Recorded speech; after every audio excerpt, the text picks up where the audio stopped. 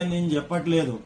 శాస్త్ర గ్రంథాల్లో ప్రమాణ గ్రంథాల్లో ఏది చెప్పారో దాన్ని నమ్మండి, దాన్నే అనుసరించండి, దానినే పాటించండి అని చెప్పి మేము ప్రార్థిస్తున్నాం.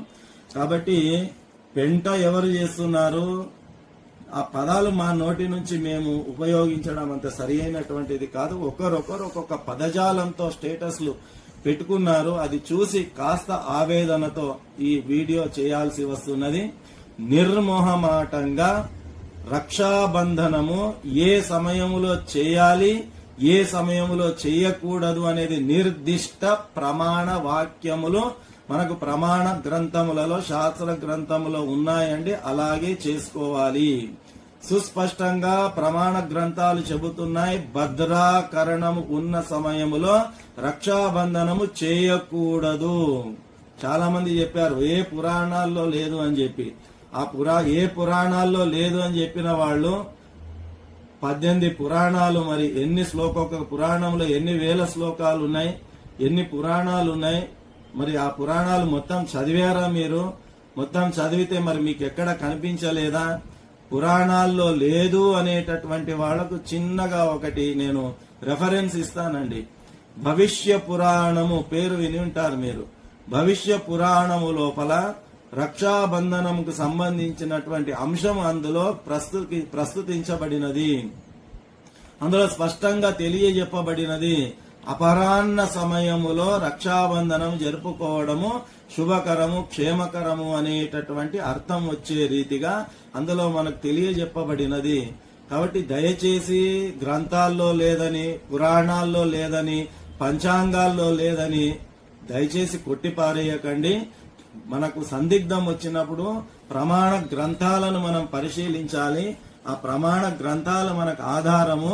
నా బోటిగాంటిలాడో మీ బోటిగాంటిలాడో వాళ్ళు కాదండి ప్రమాణం. ఏదో మేం చెప్తున్నామని వినకూడదు. శాస్త్రం చెప్పింది వినాలి. కాబట్టి శాస్త్రంలో సుస్పష్టంగా ఉన్నది. ఈ రోజు ఉదయం నుంచి మధ్యాహ్నం వరకు భద్ర వ్యాప్తిలో ఉన్నది. కాబట్టి ముచ్చటగా శాస్త్ర ప్రమాణ గ్రంథాలను అనుసరించి ఎట్టి పరిస్థితిలో రక్షాబంధనము చేయకూడదు. ఇది శాస్త్రం చెబుతున్న విషయము, మేము చెబుతున్నటువంటి విషయము కాదు. కాబట్టి ఇంతకంటే ఎక్కువగా చెప్పడం కూడా అంత సరి అయినటువంటిది కాదు, సమంజసమైనటువంటిది కాదు. కాబట్టి మా ఆవేదన ఒకటే, ఎవరిని కించపరచడమో విమర్శించడమో కాదు. మా మాటల ద్వారా ఎవరైనా మనసు నొప్పించబడి ఉంటే దయచేసి మమ్మల్ని క్షమించాలి. క్షంతవ్యులం మేము. శాస్త్రం ఏది చెప్తుందో దాన్ని పాటిద్దాం. నా బోటి లాంటి వాళ్ళు ఇంకెవడో చెప్పినటువంటిది కాదండి, గుడ్డిగా నమ్మేది కాదు. శాస్త్రాన్ని నమ్మాలా, శాస్త్రాన్ని ప్రమాణంగా తీసుకొని మనం నడవాలా. వాళ్లనే ఆస్తికులు అని అంటారండి, లేకపోతే మనల్ని ఆస్తికులు అని అనడానికి వీలు లేదు. కాబట్టి మన శాస్త్రములో పండుగలను ఎలా ఆచరించాలి, ఎలా ఆచరించకూడదు, ప్రతిదాని గురించి వివరణ ఉన్నది. తెలియకపోతే తెలియదు అని ఒప్పుకోవాలా, లేకపోతే తెలుసుకోవడానికి ప్రయత్నించాలా, లేదా తెలిసి కూడా తెలియనట్లు ఉంటాము అంటే మనం దానికి ఏం చేయడానికి వీలు లేదు.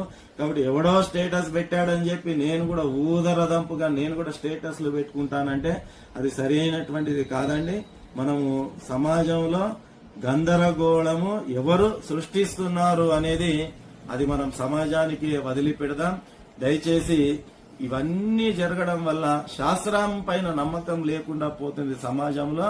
శాస్త్రం అప్పటికీ ఉంది, ఇప్పటికి ఉంది, ఎప్పటికీ ఉంటుందంటే నా బోటి గాంటిగాళ్ళు ఇప్పుడు ఉంటారు, ఇంకో 4 రోజులకు మట్టిలో కలిసిపోతారు.